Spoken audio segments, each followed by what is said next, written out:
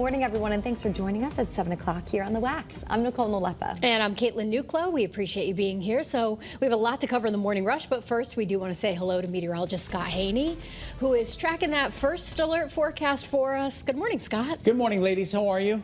Great. Good. Nice to see you. How are you? I'm good. Yeah. Yeah. Getting ready for tomorrow, though, and unfortunately, that's not so good. We've issued a first alert. We did it days ago, just to give you a heads up, that first alert to tomorrow evening, late afternoon through the evening. We're expecting heavy rain, thunderstorms, lightning, gusty wind. Outdoor plans are going to be impacted. We're at level 2. This is never good. That's not a mellow yellow. That is a rough yellow, as we are expecting to be dealing with severe storms tomorrow late afternoon through the evening hours, okay? Storm impacts, heavy rain, frequent lightning, gusty wind, and even some small hail. As we take a look at First Alert Futurecast, tomorrow's weather today. We're beautiful today, absolutely stunning today with warm temperatures, but as you can see, showers and thunderstorms roll in tomorrow late afternoon through the evening hours, and that continues right up until about 10 o'clock tomorrow night, and then the weekend looks beautiful. We just got to get there. Daytime highs today, mid to upper 80s. Warm day today, mostly sunny, delightful. Sun was up at 5:15, sets at 8:27. You will see abundant sunshine all day today. Morning, Kate. Good morning, Scott. Good morning, everyone. All right, if you're heading out the door right now, let's start you off with your drive times and speeds here. You can see we are slowing down, especially heading into the Hartford area, 84 eastbound, Waterbury to Hartford, and then 95 southbound, New Haven to the George Washington Bridge. Unfortunately, still dealing with some incidents across the state. So as you're getting ready to head out the door, I want you to just turn your attention here to your screen. In Trumbull, Route 15 northbound between exits 47 and 48. Left lane there is blocked off due to a crash. This is from earlier this morning. We first brought this to you right at 4:30 when we went on the air. In Hartford, 84 eastbound. The exit 46 on-ramp is closed, so you'll need to get back. If you are looking to get on to 84 here this morning, you'll need to take a different on-ramp. This is why, though. A dump truck here collided with the overpass and then flipped over. So if you're looking for further information on that incident, it's all posted to the WFSB app. And in Norwalk, 95 northbound between exits 15 and 16, left and center lanes are blocked off. At least one truck involved here and 2 miles worth of backups reported at this time. I'm Caitlin Francis with your Connecticut Chevy First Alert Traffic Report, driven by your Connecticut Chevy dealers. Well, we're on top of some breaking news right now in Bridgeport. That's where emergency crews are on North Avenue after an explosion rocked that area. Channel 3 Eyewitness News reporter Marcy Jones is live there now with everything she knows so far. Marcy, any updates? What can you tell us?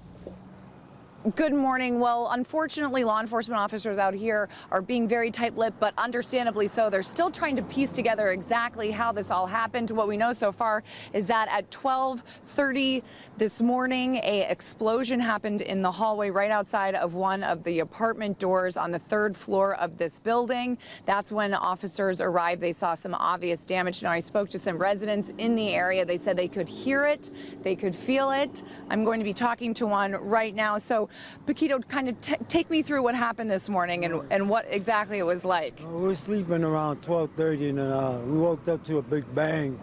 So we walk upstairs and the doors was busted right out the hinges. Mm-hmm. You could, it blew the hinges, it blew the fog light and everything. Right. To me, that's something new because I've been living here 7 years and nothing like that happened in the lifetime that I've been living here. So right. And how loud was the explosion? It was very loud. I woke everybody out the building. What went on through your mind when you heard that? I thought we was probably under attack, right? An attack, yeah. Yeah. So now you can't go back to your home right now. So you guys have kind of been just huddled in this area. In the school for the last 8 hours. We've been in there. Yes. And they still investigating what's happening. Right. We don't know yet. Exactly. I know it's hard not having information, but thankfully nobody was hurt. No, nobody was hurt. Yeah. God. And I hope you get back in soon. Yeah. All right. Take care. Thank you so much.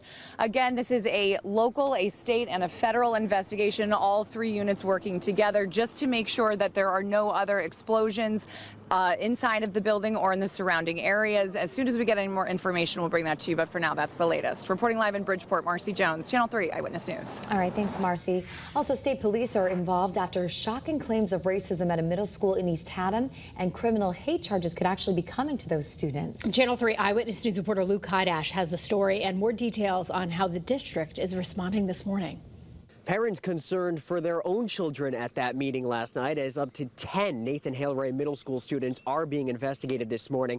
The family of the victim of all of this, they're understandably pretty upset, didn't want to go on camera, but do tell us that their 8th grade son was called a monkey and other racial slurs, and they had no choice but to pull him out of school. This all happened in an online group chat named the Ku Klux Klan amongst students.